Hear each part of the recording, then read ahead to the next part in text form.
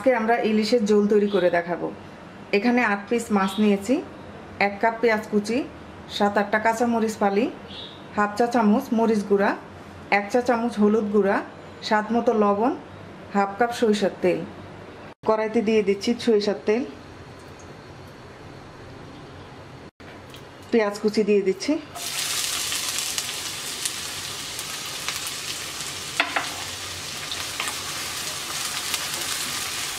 পেঁয়াজটাকে হালকা ভেজে নেব।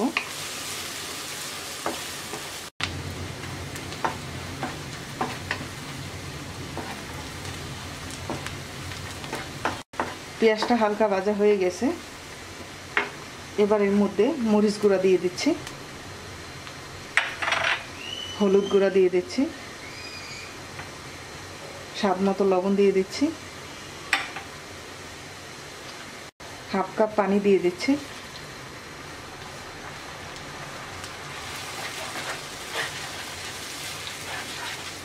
এবার মশলাটা কিছুক্ষণ কষিয়ে নেব।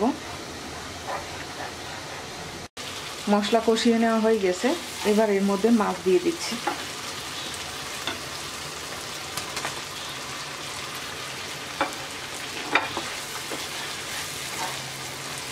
দিয়ে দিচ্ছি কাঁচামরিচ ফালি,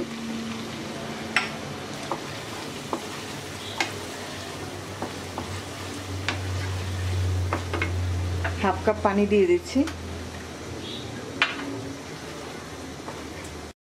ঢাকনা দিয়ে মিডিয়াম আছে 5 মিনিট কষিয়ে নেব।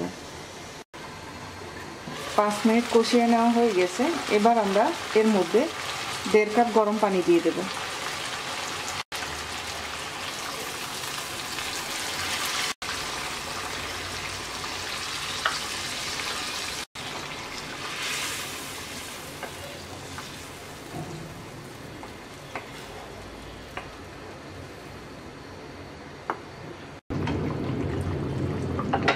ঢাকনা দিয়ে আর 5 মিনিট রান্না করব। 5 মিনিট হয়ে গেছে, এবার আমরা চুলাটা বন্ধ করে দেব। তৈরি হয়ে গেছে ইলিশ মাছের ঝোল। আশা করি আপনাদের ভালো লাগবে। আজকে এই পর্যন্তই। সবাই ভালো থাকবেন। আল্লাহ হাফেজ।